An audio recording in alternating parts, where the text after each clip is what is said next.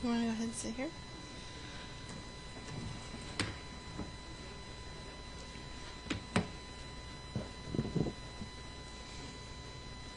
Hello, everyone. Welcome to the National Press Club, the place where news happens. I'm Eileen O'Reilly, the managing editor of Standards and Training at Axios and the 116th president of the National Press Club. We are joined today by Debra Tice, mother of award-winning journalist Austin Tice, who has been held in Syria since 2012. Debra is here for meetings with the administration and her intergovernmental team. She also attended the annual White House Correspondents Dinner on Saturday night, where we all heard the president speak with passion about Austin and Evan Gershkovich and the need to bring them both home. They are currently the only two U.S. journalists being held overseas. We are going to have a conversation with Debra now, and we know you may have some questions as well, and you'll have a chance to ask those in a little bit. I give you a little warning that I am not a patient person, and out of respect for your colleagues, I expect you will simply ask a question instead of making any statements. And I also ask you to be thoughtful in how you pose your question, as if this was to your own mother in the same situation. I appreciate you all for coming and keeping Austin Tice up front and center in your news. As you know, this is very important to bringing him home. And thank you, Debra, for taking the time out of your busy schedule to tell us what's happening now. I know none of these conversations are easy ones. Thank you for having me, Eileen. Of course. And thank you all for being here. It means a lot. Okay. So we all saw you at the White House Correspondents Dinner over the weekend. Can you tell us just a little bit about that experience? Who were you with and who did you meet? How did it compare to last year? And let's not forget the dress. No, let's not forget what? The dress. The dress, okay. So I'll just start with the dress. Okay. I was talking to our spokesperson that's been with us since early on, and sometimes we overshare with each other because we've become so close. And so I told him, I said, you know, this year I am wearing exactly the same dress, exactly the same everything. I've tried it on because I've lost a lot of weight. I tried it on and I don't have to have it altered. It just looks a little baggy and I'm going to wear it just like that because nothing has changed since I wore it last year. And he encouraged me to make that public, and I let him have a little fun and make that public. So anyway, because I had told him that for me it was just a way of having an empowering metaphor, like on myself for that somewhat intimidating event, because I'm much more comfortable in a boat out in the wilderness alone. So that whole scene is very challenging for me. I was much more comfortable there this year. I thought it was less crowded by quite a lot from last year. I did get to see a lot of people that I knew, and I was especially delighted that some people sought me out. That really meant a lot to me. And also, I really appreciated from the president, he held on to what we had told him in our meeting last year, May 2nd.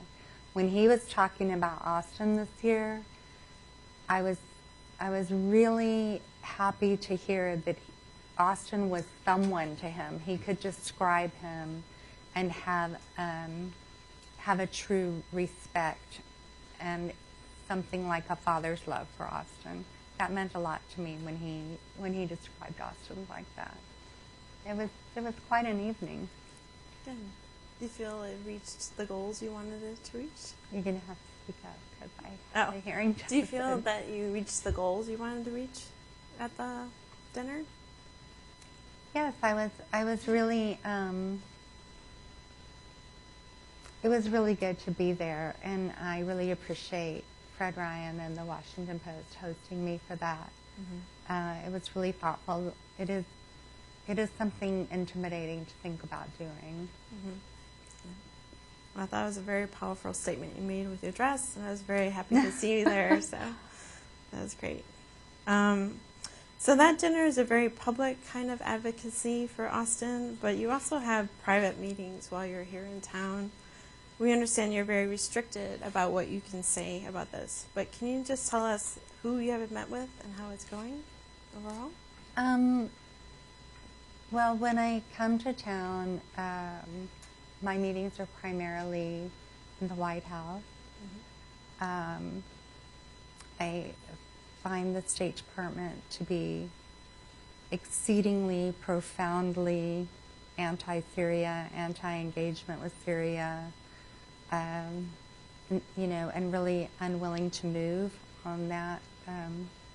They've just planted their feet there. So I just don't climb that hill without oxygen. And the team that this president gave a directive to are in the White House, and so it's more significant to meet with them for Austin. Here are my empty arms, so you can see how effective all this effort has been, right? The evidence should be here, and I should be at home sorting laundry, frankly. So I just keep coming, I keep pressing and pushing, and I appreciate it every single time that Austin's colleagues press and push and ask. And I encourage you, when you're in briefings and you ask questions, ask 7 more questions. Stand up and yell if you have to. But what if, and why won't you, and who was it, and that kind of thing, because I've become entirely too aware how you can tell the truth and deceive with the same statement. And you guys experience that a lot, I know. Yeah, very true. So without asking you to confirm anything or break any rules, there was an article in the Syrian Observer that mentioned meetings between the U.S. government and the government of Syria and Oman. Can you say anything about that article? I can say that my mother's intuition woke me up incredibly early that morning, in a, like startled awake kind of way. And so I didn't know what had startled me awake. I still don't know what startled me awake. But I reached over, got my phone, and that's what I saw. And it was very significant to me. And there had been a lot of secrecy, but this was a report from further weeks away. And so I had a lot of anxiety about it, and then I also had a feeling of, do we have movement? Do we have movement? Do we have movement? I mean, the president gave the directive May 2nd, 2022. So almost 10 months later, do we have movement? Does the president, is he the most powerful man on earth? Do people do what he says to do? Does his staff do what he says to do? I don't know, in 7th grade you learn that that's the way it goes, right? Can you tell us a little bit about what kind of guidance the U.S. government has given to you about what you can and cannot say to the press? Some kind of guidance or restrictions? I always have my First Amendment rights. That's so right. that's That is what I am reminded of. Followed by, however, but you have your First Amendment rights.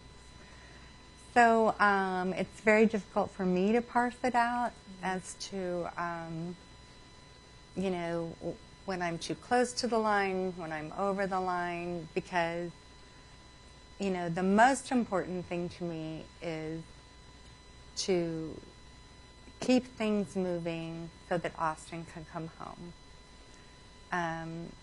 When I'm extremely frustrated, I'm keenly tempted to just call every one of you and go ahead and have my please make this the screaming headline kind of feeling, but I don't think that would be the most productive thing for Austin's mom to do, but it is very tempting sometimes. Of course, all of you know that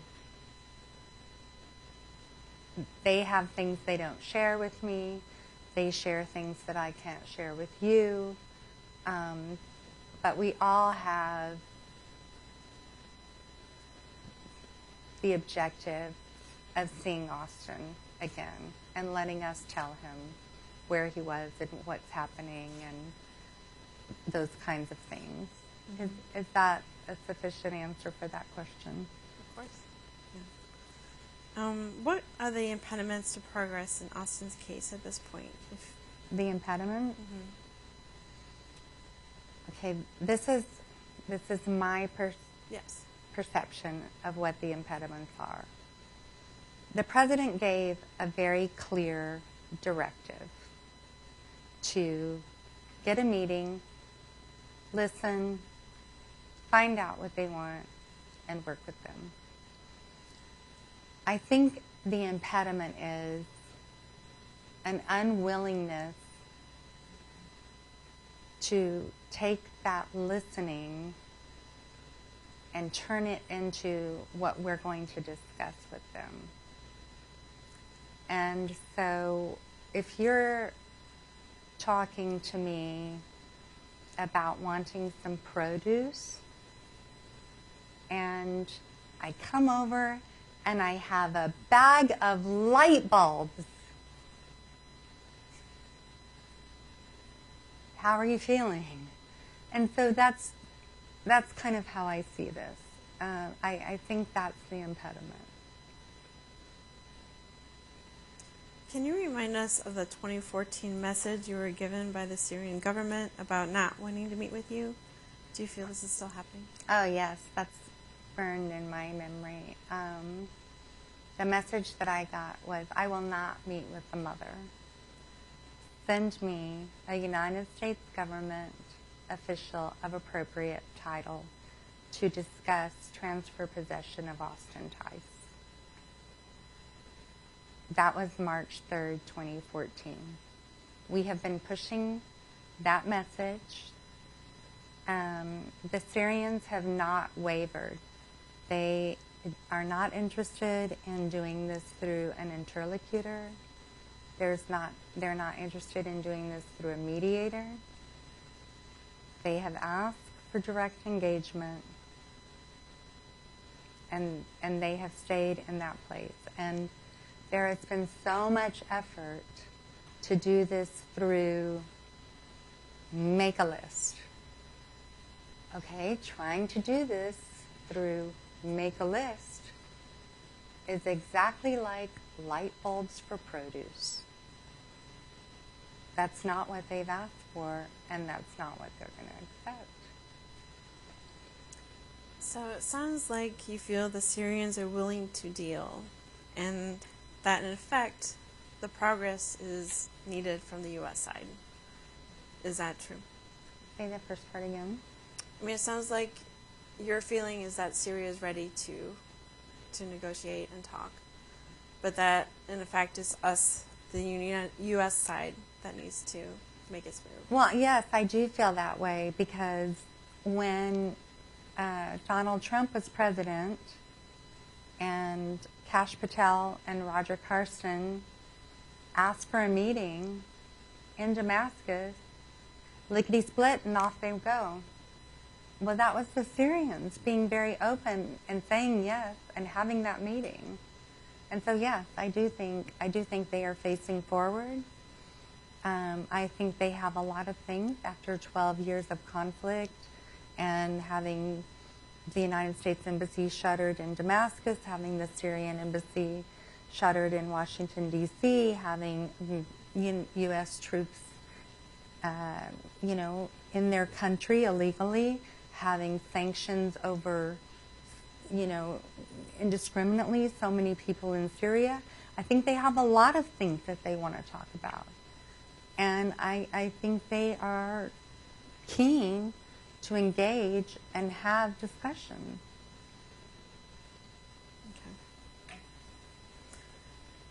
In general, there has been some concern in the government that people who meet with Syria will be used for propaganda purposes by them, and there has been some of that.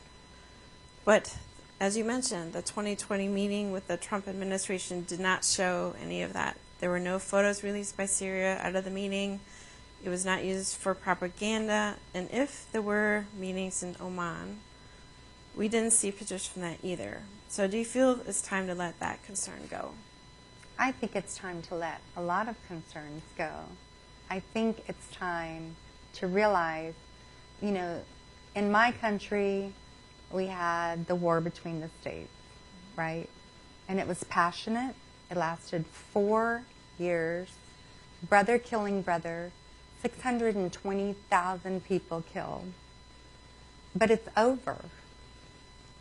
And I think it's time to say the conflict in Syria is over, and it is time for rapprochement and healing.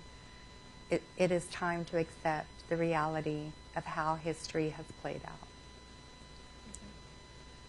And let's talk about the press. How have we been doing as far as covering Austin?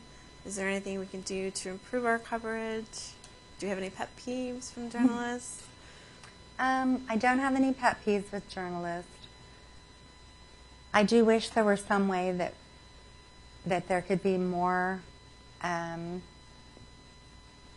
just more asking about Austin. The little ticker that they put when there were the Iranian hostages, that ran across your TV. Something that just was a constant reminder that Austin is still detained. Austin is still longing to walk free.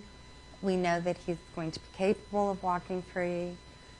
So just more, but I'm not really sure that in this day and age and the 5-second news cycle. But we do have Twitter and Instagram, and that can be a place where it can be mentioned regularly. On Tuesdays, I always wear my Tuesday shirt. Austin was born on Tuesday. He was detained in Damascus on a Tuesday. So Tuesday is Austin's Day. That's why my shirt is so faded. Just any kind of thing like that just makes it this moment's priority, or every moment's priority in my heart. Right. What can you tell us about Austin as a person? I know. I know. How much time do we have? But yes. Do we need coffee and donuts for this part? What can I not tell you? Let's see. He's just an amazing man, and he was an amazing little kid. He, spoke in full sentences when he was a year old, and always very inquisitive. He was homeschooled, and the way that I taught history, I chose not to choose combat and, capture. We learned history through art and culture, and we live in Houston, and when we would have news about something outside of our country, this is back in the days before the computer was so everywhere all the time, and and we had a story about a foreign country, we would go to the library and we would get a newspaper from that country and see how they're reporting that story. And so Austin grew up thinking about, well, what's inside the TV? How did those people get inside the TV, right? And so he's very inquisitive and very much interested in knowing the deeper story. He has an infectious laugh. There's a YouTube video called Aidan Turner's Infectious Laugh. It's just like Austin. I listen to it 2 or 3 times a week. It's amazing. So he has this great laugh, and he's very kind. He has a really good heart. He's very empathetic, and you know, just like kind of checks all the boxes. National Merit finalist, fabulous big brother, loves being the big brother of his 6 siblings.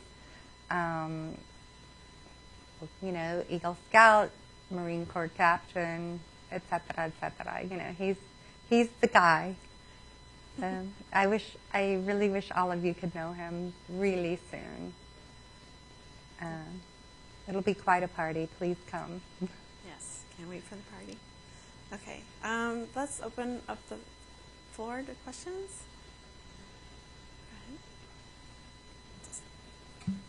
Hi, thank you so much for doing this. Elizabeth Hagedorn at Al Monitor. You mentioned Oman as a potential mediator, and of course Oman never severed relations with the Syrian government, but a number of Arab countries that have are taking steps to normalize. I'm wondering if you can speak to whether you think that might have an impact on Austin's case, and whether that's been part of your discussions with the Biden administration, this wave of normalization.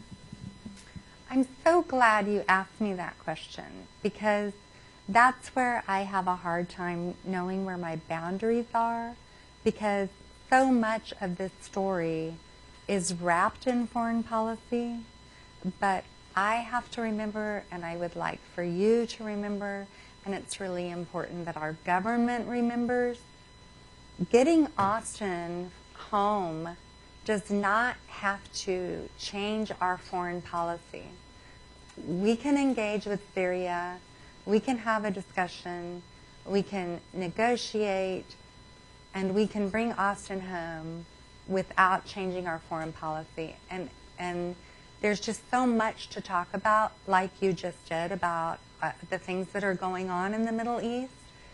And they're hugely important and relevant, but they don't have to be in the package that has Austin's flight home tickets in it, right?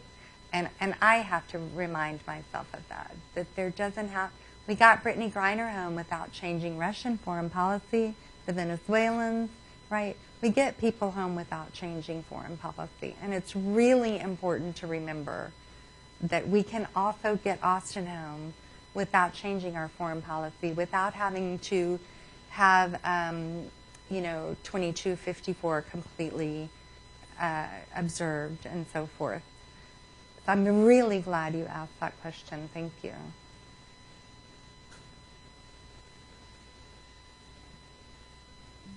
Hi, thank you so much for doing this. Willie Lowry with The National. I guess short of the normalization, what are those factors, or do you have a sense of what those factors might be that could get Austin home? I think what I've been told by career diplomats that are, out to pasture, beautiful gray hair, it's going to take quite a few meetings to iron this out. And there's any number of things that can be discussed. And I think we can figure out what those things are. They don't have to. I know when Kash Patel and Roger Carson came back from Damascus, they said, they want complete troop withdrawal and full diplomatic re-engagement and lifting of all the sanctions. I believe that those things were brought up. It's even possible to believe that at the beginning of a discussion, for instance, I'm selling my $200,000 house, well, why not just go ahead and ask for $500,000 and see where we go with that, right? And so, I'm not surprised that they would start there. It's also hard to believe that that's where you're going to end up, right? So I think we need to do what the president said. Listen. Find out. Work with them.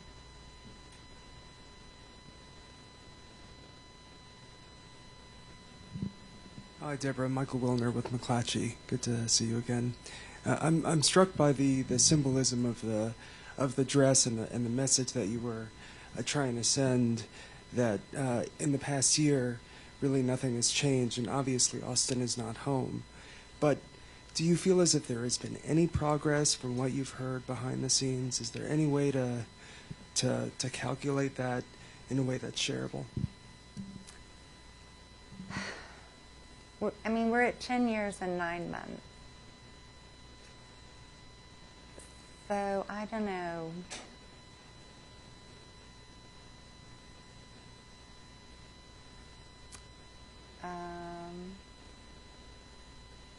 I'm really keen on metaphors. I'm just thinking, you pull the car out of the garage and you still haven't made a trip, right? So it's hard for me to think about what progress is, because there's really only one measure for me. Empty arms, full arms. So, yeah, I don't have an idea of what progress might look like at this point. But I do know what the Syrians asked for in 2014.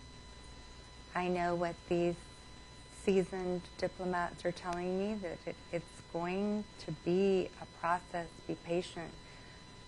I would love to be patient about something that's happening. I don't feel like that's what I'm being patient for right now.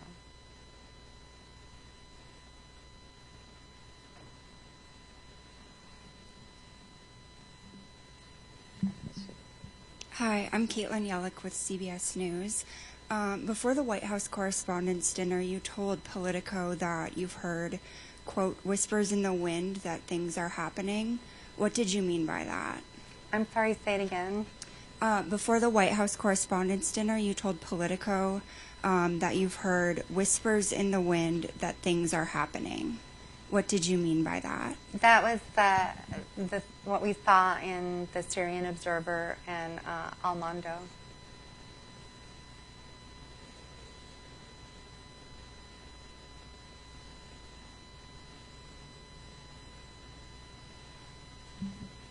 Debra, to the extent that you can you share with us your understanding of Austin's whereabouts? President Biden, in his statement in August, said he knows with certainty that the Syrian government has held Austin. Is it your understanding that he is alive and being held by the Syrian government? And what have U.S. government officials communicated to you about his status? We know that he is fully capable of walking free.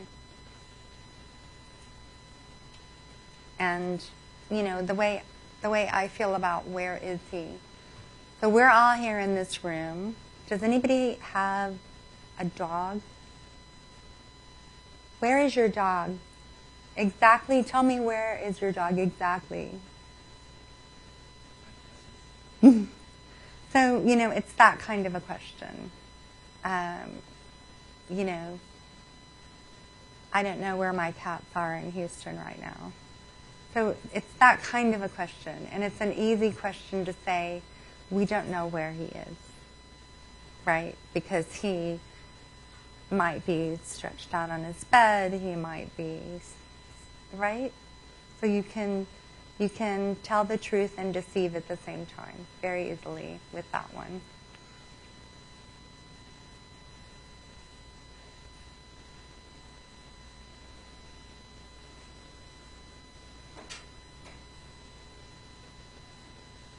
Does anyone else have any questions?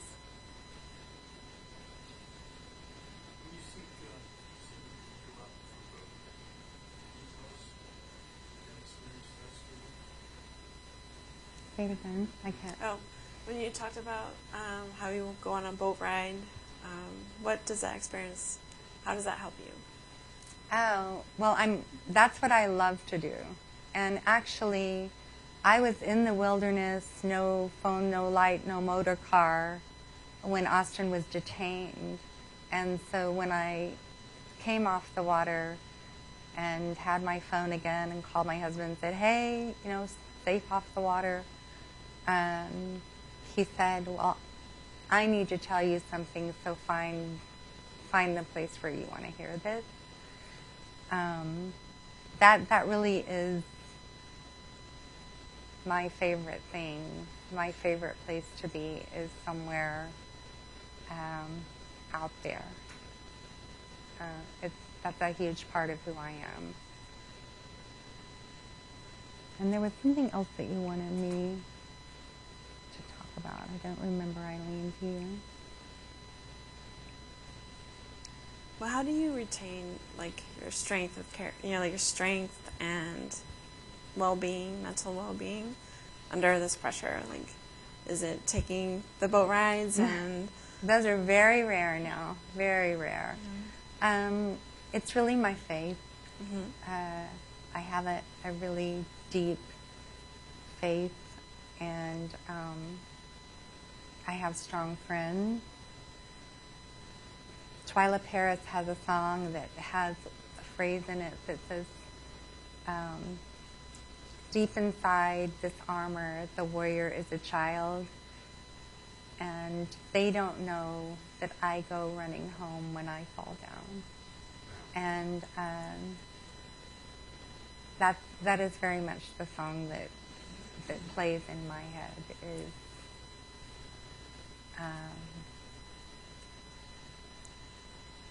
just falling down privately. Mm-hmm. Yeah. And what role can the press play? Should we just, as you said, we should continue pressing the administration to follow up on the promise they made a year ago to you directly, and keep his name in the news, keep asking questions. Is there anything else we can do? I think that is the most important thing. I do. And I know somebody pressed in, and I can't remember, it must have been at a White House where, there was something said back in August about meetings. And someone said, well, who are they meeting with, and who is meeting with them, and is Jake Sullivan part of it? And the answer was, well, I can't share Jake Sullivan's schedule with you. True. Completely true. Not answering the question, right? And I know that in those briefings, it can be difficult to, I wasn't asking for the schedule, I was asking a very specific question, but I realized that for you guys, they'll just shut you down. Just stand up and yell it again. All right. Oh, is there another question? I'm Mark Sheff with Investment News. What impact has the detention of Evan Gershkovich had on Austin's case, in your view? The fact that the administration is now focused on yet another reporter being wrongfully detained, how does that affect your son's case? This is a really heartbreaking thing to tell you. There's strength in numbers. And I'm so sorry that Evan is partnering with Austin. But I am profoundly grateful that the Washington Post and the Wall Street Journal are going to work together to get these two journalists home. And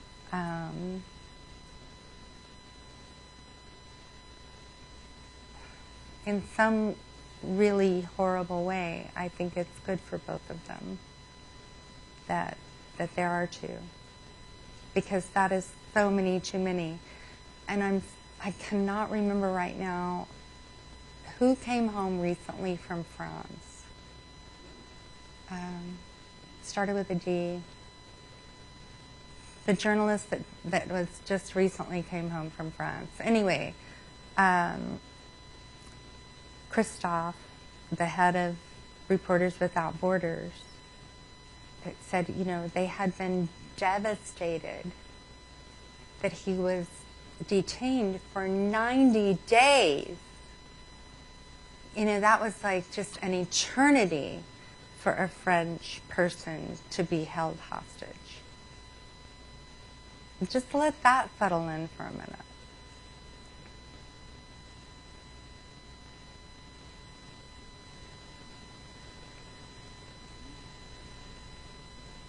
Thank you so much for taking the time to come and tell us your story, and thank you all for all your questions. We appreciate you putting his name up front and center, which is very important. And I just want to remind you that the Press Club itself is having today's Action for Austin Day, where we're replacing our social media handles with his face, and definitely pressing any kind of press briefings we have at the administration on the 1-year mark for when they promised you engagement with Syria. 1 year ago today. Yeah, 1 year ago today, the President of the United States gave a very clear directive to his staff. Yes. Thank you all so Thank much you. for being here. I really appreciate it. Austin really appreciates it. And just stay strong and keep at it.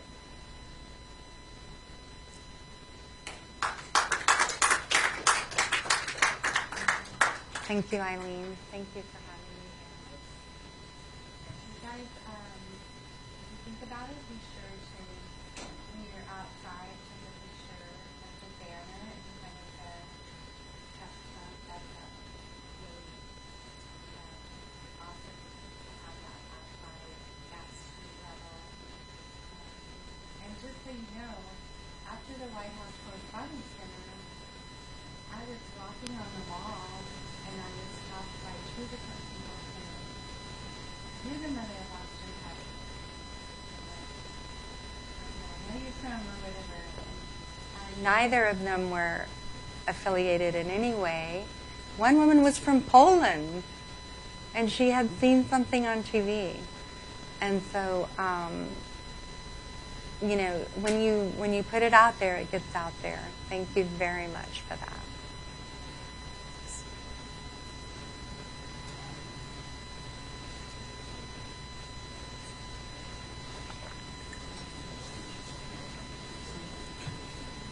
What do you think? It's good. Yeah. Oh, good. Bill was there. It's good to see you again. Yes, it's good to